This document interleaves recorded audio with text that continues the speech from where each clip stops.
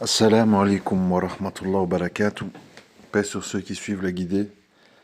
Paix et bénédiction sur le prophète sallallahu alayhi wa sallam, sur ses compagnons, ses amis, sa famille, ainsi que sur tous ceux qui le suivront de bonne foi jusqu'au jour du jugement. Bon, c'est un audio un petit peu spécial parce que, en fait, je réponds à une personne qui m'a contacté par mail et puis par audio.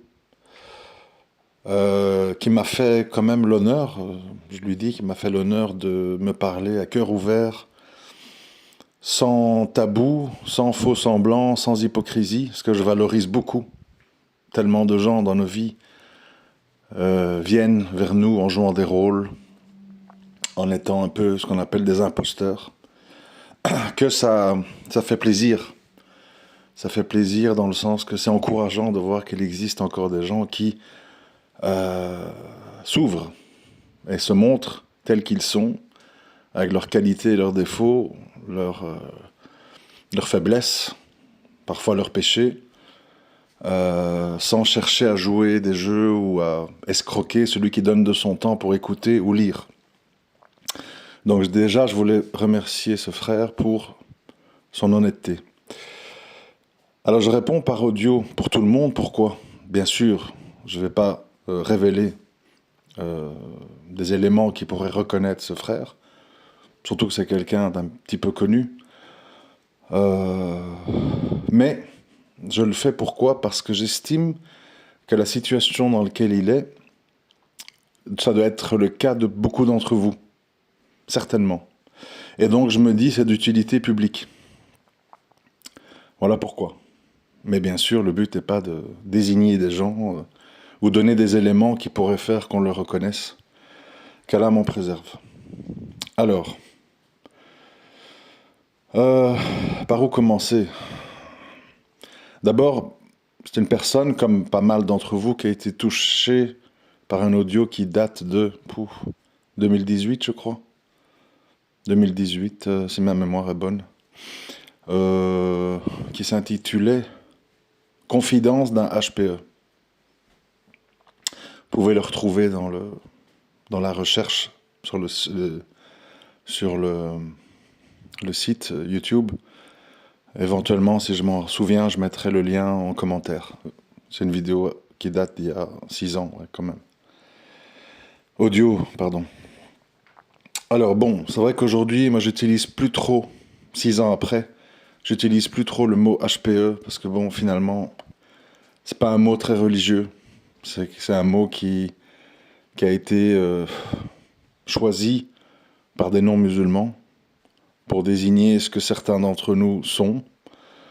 Alors c'est pour ça que j'en parle plus en fait. J'en parle plus parce que, après réflexion, j'ai pas envie d'utiliser en fait des désignations qu'Allah ou son messager n'ont pas utilisées. Ça me semble incorrect. Donc voilà. Moi quand je réalise des trucs, j'essaye de modifier.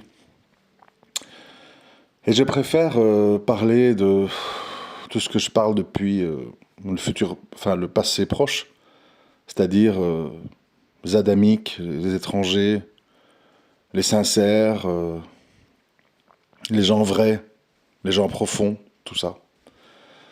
Qu'on labellise par HPE, en langage technique, dans la psychologie moderne. Donc, HPE veut dire haut potentiel émotionnel. Mais bon, honnêtement, je ne vous conseille pas de continuer à utiliser ce mot. Je l'ai fait parce que j'étais par ignorance, je ne savais pas trop comment désigner les choses. Mais aujourd'hui, il vaut mieux parler d'étrangers, d'adamiques, de choses comme ça, pour se désigner. Alors, comme j'ai pu le dire à l'époque, parce que le frère m'a fait rappeler certaines choses que j'ai dites il y a 6 ans, je vais oublier bien sûr. Je ne veux pas répéter tout ce qui a été dit dans cet audio, ce serait un doublon, il vaut mieux aller les réécouter. Mais je vais m'attarder sur certains points sur lesquels j'ai évolué en 6 ans, où j'ai affiné mon analyse, ce qu'on apprend tous les jours. Un des plus gros problèmes que nous avons, nous les êtres humains, et spécifiquement les musulmans, c'est qu'on a une profonde malgré qu'on soit, voilà, quelqu'un de sincère, adamique, tout ce que vous voulez, on a une profonde, mauvaise interprétation de ce que signifie une vie d'épreuve. On a une profonde incompréhension. Commencer, enfin, ça nous concerne tous. Alors, qu'est-ce que je veux dire par là? Il faut bien comprendre, et là je m'adresse à ce frère et à tous ceux qui sont dans le cas, il faut bien comprendre que les âmes que Allah il aime, pour des raisons qui lui appartiennent, puisqu'il est le souverain, il est le tout-puissant, il est l'omniscient, donc ça lui appartient, les gens qu'il choisit. Les gens qu'il aime, il ne veut pas que ces gens s'attachent outre mesure à la vie d'ici-bas. Et tout le monde sait que malheureusement, quand nous avons des bienfaits, bonne santé, l'amour, l'argent, la reconnaissance publique, la valorisation, les compliments, la reconnaissance, la liberté, etc., l'âme humaine devient bien souvent, orgueilleuse, ingrate et autosuffisante. Et Allah, il veut pas de ça pour ses bien-aimés. Allah, il veut des gens qui se repentent. Il veut des gens qui l'appellent à l'aide. Il veut des gens qui, même s'ils prennent leur part ici-bas, divorcent dans leurs attentes de dunya. Et donc, ces gens-là, il les éprouve. Il les éprouve par la méchanceté des autres êtres humains, par ce qu'il veut en fait. Le frère en question, qui m'a contacté, n'a pas de problème d'argent, alhamdoulilah. N'a pas de problème de santé, alhamdoulilah. N'a pas de problème de choix de son lieu de vie, alhamdoulilah. Il a d'autres épreuves. Difficulté à avoir confiance en lui, difficulté à choisir la bonne personne pour partager sa vie, difficulté à accepter son passé. Voilà, c'est son épreuve. Et certains d'entre vous en ont d'autres. Mais je sais, on me dira toujours, je sais que c'est plus facile à dire qu'à faire. Je le sais très bien. Mais on doit raisonner en tant que croyant, si on est musulman. Ça signifie que, même si, j'insiste là-dessus parce que le frère est concerné, et certainement vous aussi, même si, à cause de nos souffrances, à cause de notre vécu, à cause des incompréhensions, à cause de nos problématiques de couple, familial ou que sais-je, on a des moments, des trous d'air. C'est normal, on est des êtres humains. Quand on souffre, et qu'on ne comprend pas en plus sa souffrance, qu'on l'a subie, on a des moments de chute. Chute dans la pratique de la religion, chute dans l'optimisme, chute dans, comment on appelle, le fait d'être heureux. On a des chutes qui s'appellent dépression, burn-out, délaissement de la prière, etc., etc. Faut pas croire que c'est de l'hypocrisie. C'est que, comme la souffrance n'est pas comprise, comme l'épreuve n'est pas comprise, et comme elle n'est pas comprise, elle n'est pas acceptée, notre corps, notre âme, notre mental s'épuise. Et comme il s'épuise, on est fatigué, on souffre, et on n'a plus envie de rien faire, on n'a plus envie de faire des efforts, on n'a plus envie de demander pardon à Allah, on n'a plus envie de prier, on n'a plus envie de ceci, parce qu'on est épuisé mentalement, moralement, psychologiquement, sentimentalement. Comment on se sort de là?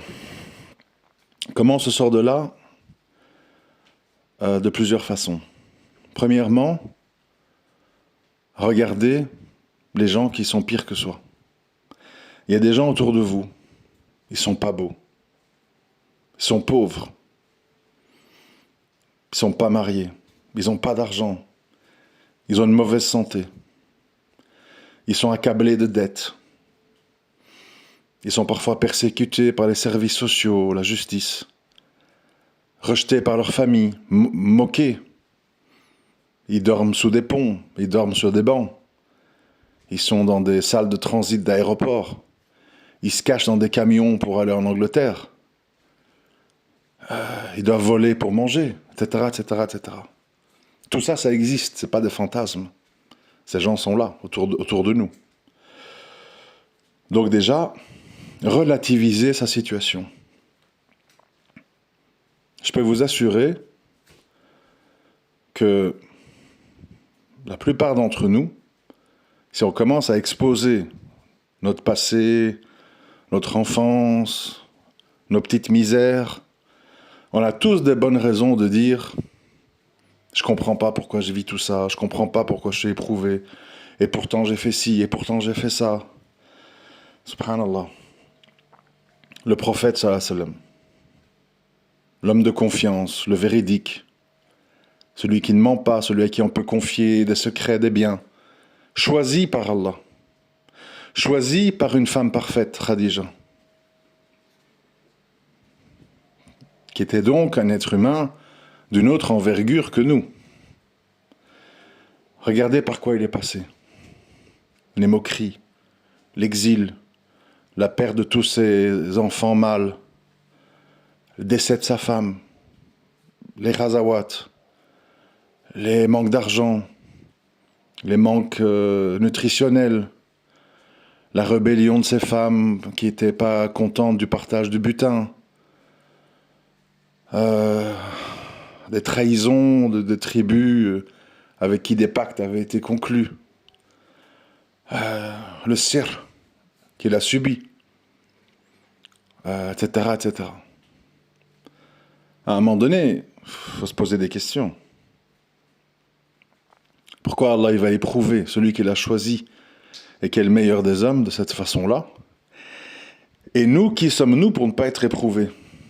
Alors qu'on voit, soyons pas aveugles mes frères et sœurs, alors qu'on voit que la pire crasse de l'humanité, les gens qui sont proches du niveau des babouins, des chimpanzés, des gorilles, ils sont là, ils rigolent, ils se font des tatouages, ils vont en vacances, ils font des lives depuis Dubaï, ils bouffent dans les meilleurs restaurants, ils s'achètent une Lamborghini en ayant vendu 5-6 bitcoins, ils exultent, ils rigolent, ils nagent dans l'argent, ils vous promettent monts et merveilles sur des publicités sur YouTube, ils sont en bonne santé. Parfois les pires des crapules vivent 95 ans, 100 ans, comme Kissinger, qui est mort cette année à 100 ans. Les pires, ils n'ont pas d'épreuves, ou très peu. Reconnaissance publique, pouvoir, argent, politique, tout.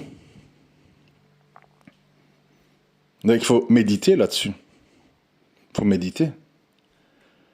Et il faut comprendre que les gens qu'Allah il a choisis, pour les garder proches de lui, il faut leur éviter qu'ils aient trop de tentations de la vie d'ici-bas. Parce que laissez-moi vous dire une chose. Vous devriez vous méfier de penser que si tout allait bien dans votre vie, vous serez automatiquement un bon croyant. Peut-être que vous estimez qu'avec vos épreuves, il y a beaucoup de choses que vous ne faites pas bien. Mais il se peut qu'en n'ayant eu que des bienfaits, non seulement vous feriez des choses pas bien, comme maintenant, mais en plus, vous auriez complètement oublié Allah, voire que vous seriez occupé à le combattre. Parce que il y a des raisons, parfois, d'être contre l'islam, quand on voit les fruits. Et c'est Allah qui fait qu'on voit les choses de telle ou telle façon. C'est Allah qui fait qu'on encaisse la mort d'un proche de telle ou telle façon, l'échec d'un mariage, la perte d'enfants. C'est Allah qui fait que notre cœur penche d'une façon ou d'une autre.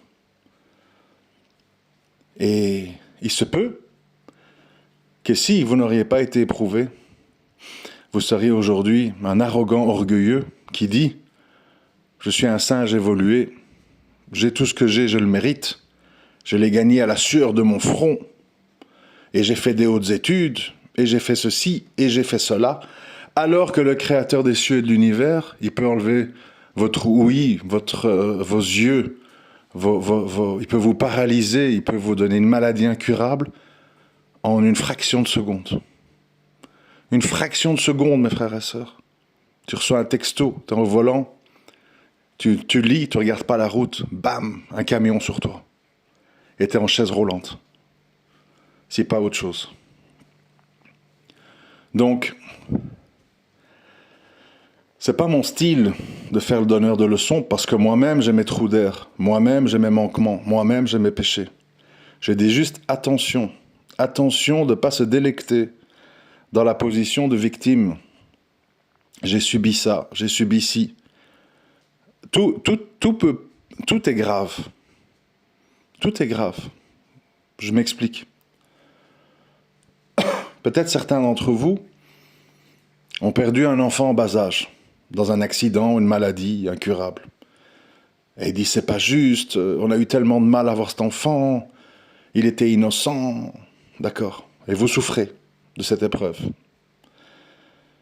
Et qui vous dit que si cet enfant avait grandi et qu'il serait devenu une nuisance pour ce monde et pour vous, il vous aurait racketté de l'argent, il vous aurait amené tout le temps à aller au poste de police parce qu'il fait des bêtises, il vous aurait menacé, il vous aurait pas respecté, il vous aurait donné des tourments, des nuits blanches, parce qu'il s'en fout de tout, de la religion et du reste. Vous auriez aussi été éprouvé si cet enfant n'était pas mort. Peut-être.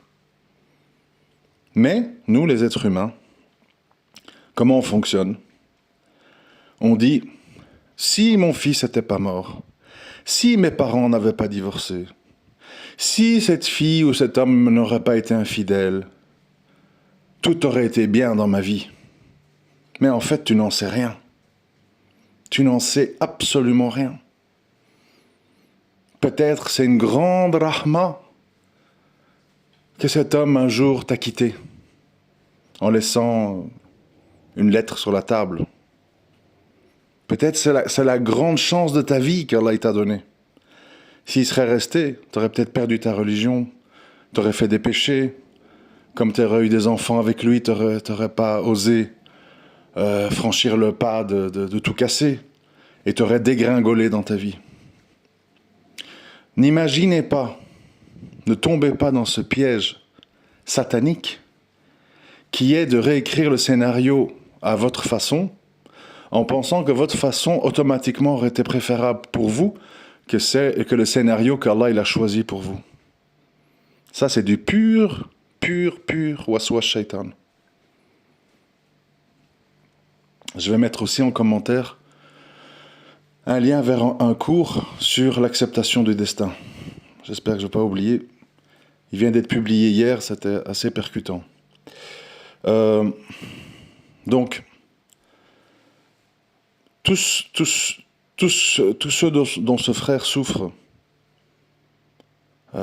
malheureux en amour, jeunesse compliquée, des décès, etc., c'est peut-être à cause de ça qu'il est ce qu'il est. Ce frère qui m'a écrit a de l'argent. Ce frère qui m'a écrit a rencontré certains succès dans certains domaines. Il est en bonne santé. Il est dans un endroit qu'il a choisi librement où vivre. Beaucoup de gens ne choisissent pas, ils subissent. Et il doit comprendre que peut-être ce qu'il est aujourd'hui, la profondeur qu'il a, les questions dont il se pose, ses sujets d'intérêt et tout, c'est à cause du fait qu'il a souffert. C'est à cause de ça. S'il aurait été dans des bienfaits incessants, il serait peut-être, dans son cas à lui, dans un parti politique occupé à dire votez pour moi, je vais faire changer les choses. Et peut-être qu'il est en dehors de tout ça parce qu'il a compris, parce qu'Allah l'a fait comprendre des choses, il a compris l'imposture et il a pris ses distances avec tout ça.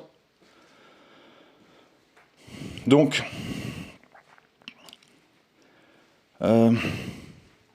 être différent, c'est une souffrance.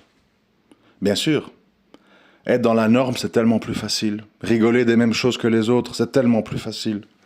Plaire à la majorité des femmes, c'est tellement plus facile. C'est plus facile. Mais est-ce qu'une âme humaine, ça se forge dans la facilité? Réfléchissez quelques secondes à des preuves qu'on a autour de nous. Les perles dans des huîtres. Est-ce qu'on en trouve facilement à tous les coins de rue, comme ça? Ça pousse dans le sol, comme des carottes et des tomates. Non. C'est dans certains endroits du monde. Il faut plonger très profondément. Parfois, elles ont des défauts, etc., etc. Les diamants, les émeraudes, les améthystes, etc. Pourquoi ça coûte cher? Les lingots d'or. Parce que c'est compliqué. C'est difficilement accessible. C'est au fond de grottes ou de mines. Il faut dépenser énormément d'argent pour les trouver, les traiter, les tailler. C'est compliqué. Perdre du poids, devenir fit, ce qui n'est pas mon cas, c'est difficile. Faire attention à ce qu'on mange, faire du sport, avoir la discipline, avoir suffisamment d'heures de sommeil. C'est comme ça que tu arrives à avoir un physique athlétique. Se coucher devant la télé avec des pizzas surgelées et du coca et des chocolats, c'est facile. Et on voit le résultat. On n'obtient rien d'intéressant dans la facilité. On n'obtient rien d'intéressant dans la quiétude. Je vous ai, pas souvent, mais je vous ai déjà dit dans des audios, imaginez-vous, vous tous et vous toutes, essayez de vous imaginer la situation. Vous êtes, je sais pas moi, chaque fois je dis Beverly Hills, mais bon, on pourrait dire Marbella, voilà par exemple. Vous êtes à Marbella, dans une grande villa piscine, avec hammam, sauna, des femmes qui viennent faire le nettoyage 2 fois par semaine, une décapotable, une Jeep, une petite voiture électrique pour aller en ville.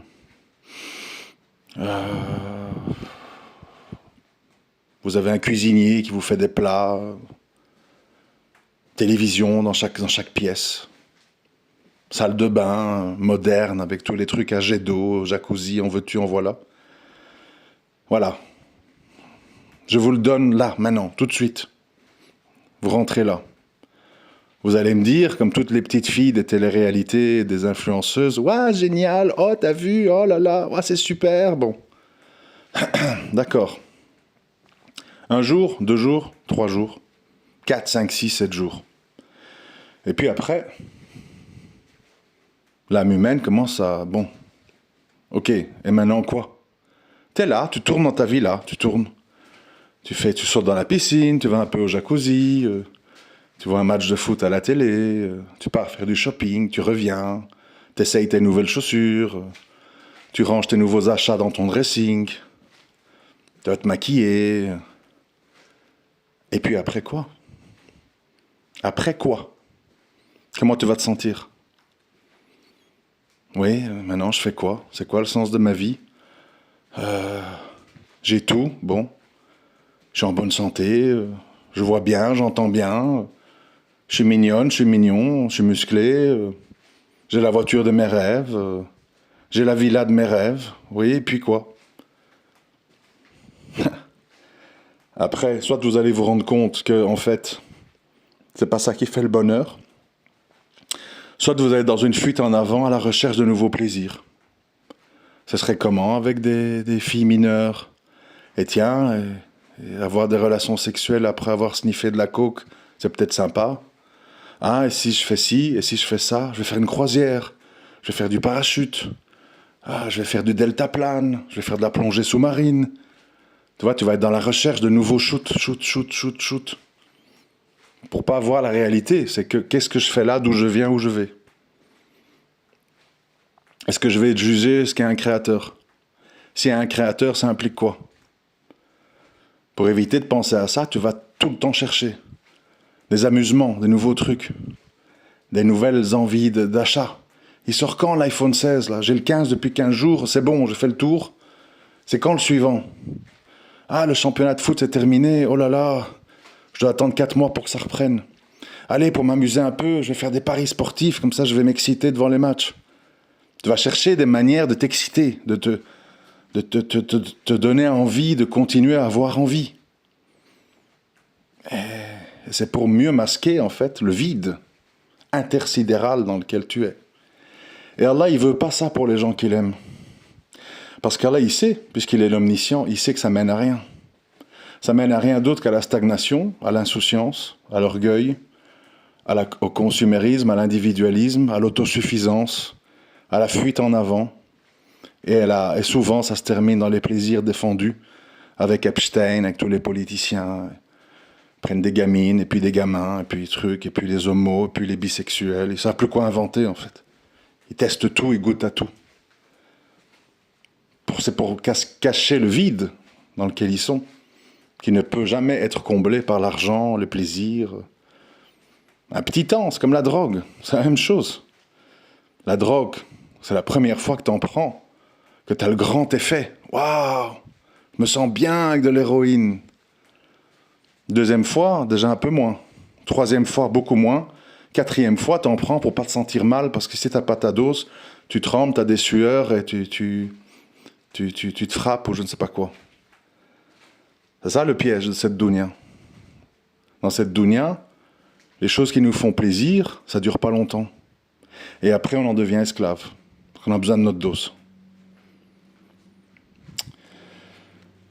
Donc, je sais que ce n'est pas facile. Mais ce que je sais aussi, c'est qu'il faut être reconnaissant pour ce qu'on a. Il faut essayer de s'entourer de gens pas spécialement agréables, pas spécialement toujours souriants, toujours faciles à vivre, mais des gens vrais. Des gens vrais qui vous baladent pas, qui se présentent pas à vous avec des masques, qui vous font pas tourner en rond, perdre du temps. Mais parfois, c'est des gens pas faciles, attention. Les gens vrais, c'est pas toujours des gens faciles. Parce que comme ils sont vrais, des fois, ils disent des choses qui heurtent. C'est chez les hypocrites, les diplomates qu'on est là. Oui, non, mais ça dépend. Je t'ai pas dit, mais il y a 6 mois, tu m'as dit un truc qui m'a blessé, donc, machin. Je t'ai fait ci parce que ça. Ah, là, vous allez perdre beaucoup de temps. Vous allez vous retrouver tout d'un coup devant une personne complètement étrangère, que vous pensiez connaître, mais en fait, que vous ne connaissiez pas. Parce qu'elle ne se montrait pas à vous sur son vrai visage. Vous allez tomber des nues. Oh là là, tous des salauds, truc. Tous des garces, toutes des menteuses, toutes des traîtresses. Il faut faire les bons choix. Donc, reconnaissance. Et surtout, moi, dernier conseil que je vais donner, parce que bon, on peut parler 3 heures, hein, mais le but c'est quand même d'être concis. Dernier conseil que je vais donner, c'est faites très attention.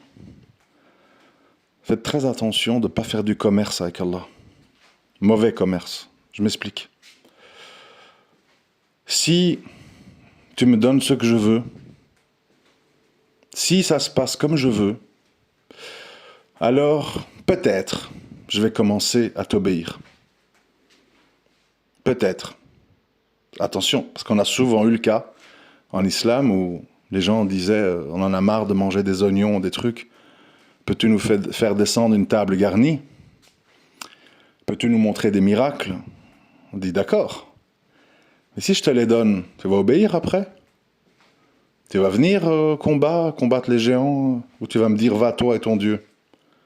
Attention. Donc, attention de ne pas faire du mauvais commerce avec Allah.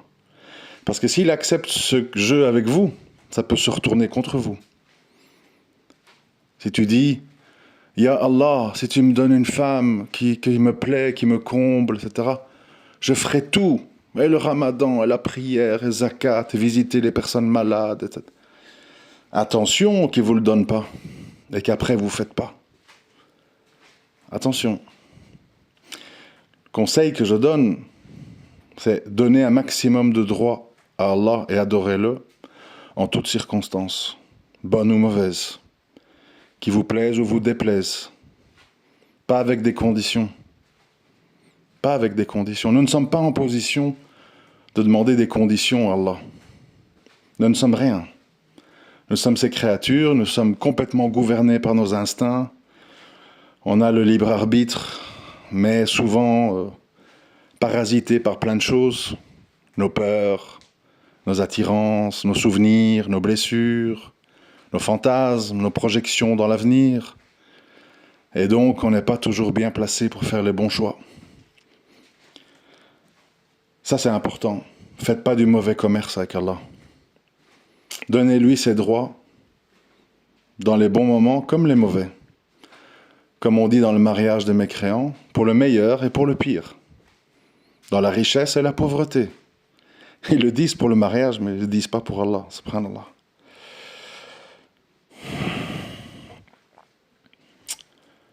Je sais très bien que tout ça n'est pas facile parce qu'on trimballe notre sac de regrets, de blessures, d'incompréhension, de mauvais souvenirs. On trimballe le sac. Mais que faire d'autre que de demander à Allah de nous alléger ce sac, de nous effacer ce sac? Que faire d'autre? En parler à un psy pour qu'il vous prescrive des médocs? Ouais. Vous serez accro comme un zombie, si pas à du cannabis ou à de l'héro, à des médocs. Ouais. Ça va effacer artificiellement les choses. Et chaque fois que vous serez mal, allez hop, mon Xanax. Clac boum. Est-ce qu'un croyant peut accepter son destin à coup de médicaments et pas à coup de foi? Je ne sais pas. Je ne sais pas si c'est le meilleur des choix à faire. Et je répète, parce que je sais qu'on ne répète jamais ça assez. Méfiez-vous comme de la peste de votre âme. T'as subi ça. Et pourquoi t'as pas eu un mariage heureux? Et pourquoi tes parents ceci? Et pourquoi t'as pas eu droit à ça? Et pourquoi tu mesures pas 1m90? Et pourquoi tu es en surpoids? Et pourquoi t'es trop maigre? Et pourquoi ma mère est morte? Et pourquoi mon père est parti? Vous allez être assaillis par votre âme. Pour quelle issue? Déprime, suicide, alcoolisme, toxicomanie, rejet du destin. Il n'y a pas grand-chose à gagner là-dedans. Ouais. En tout cas,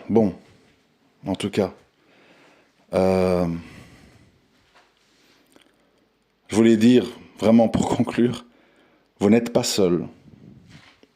Ne croyez pas, parce que ça aussi, Shaitan, il veut nous faire croire qu'on est les seuls à vivre des trucs comme ça. Non. Il y a des millions et des millions de gens qui vivent ce que vous vivez, ou qui vivent pire. Des millions. Des gens qui doivent faire 5 km pour avoir de l'eau. Des gens qui ont peur que leurs enfants attrapent des maladies graves et qu'ils ne savent pas les soigner. Bon, pas faire la liste des calamités. Donc, bien avoir ça en tête. Même si je sais que chacun, suivant sa réalité, on peut souffrir énormément de bêtises quand d'autres gens habitués aux calamités peuvent les voir comme des choses très banales. Ça, c'est sûr que je minimise pas la souffrance parce que je sais que plus on est affaibli, plus on subit des petites choses comme des grandes et des graves choses. Mais ça reste des choses fondamentalement pas rares et pas graves. Fondamentalement. Mettez-vous à la place des Sahaba. C'est bien de dire Sahaba, Salaf Saleh, Coran Sunnah, oui, mais vous savez de quoi on parle? De gens avec une pierre sur l'estomac quand ils avaient faim. De gens qui urinaient du sang dans les vallées de la Mecque. Des gens qui ont dû aller quémander la protection d'un roi chrétien en Abyssinie. Des gens qui ont dû se retrouver à lever des sabres sur leurs pères et leurs frères. Des gens qui ont vu leurs enfants mourir en bas âge. C'est pas la joie, hein. C'est pas la fiesta, hein. Donc, oui, mais c'est le parcours, c'est le chemin des véridiques. Qu'est-ce que vous voulez que je vous dise? Il faut encaisser. Et il faut avancer. Il faut encaisser et il faut avancer. Il n'y a pas d'autre choix. Sinon, on blablate, on pleurniche. On va donner 100 balles de l'heure à un psy. Et on finit sous médoc chez soi avec des chats et des séries télé. Qu'est-ce que vous voulez que je vous dise? Après, il y a des moyens naturels aussi de tourner la page. Faites des balades en forêt, oxygénez-vous. Admirez la création d'Allah. Ayez des animaux. Il y a des gens pour qui les animaux, c'est une grande thérapie. S'occuper d'un être vivant, donner à manger, le soigner, le caresser. Visiter des gens qui souffrent. Vous savez, moi, chaque fois que je vais faire un examen à l'hôpital, pour moi ou mes enfants, je vois un peu autour de moi, quoi. Des gens qui se trimballent avec un déambulateur, on dirait des zombies. Des gens qui sont à moitié éclatés, ils vont dehors pour fumer une clope. Ils sont déjà malades à la base. C'est la cour des miracles. Hein. Mais on les voit pas, parce qu'ils sont dans les hôpitaux.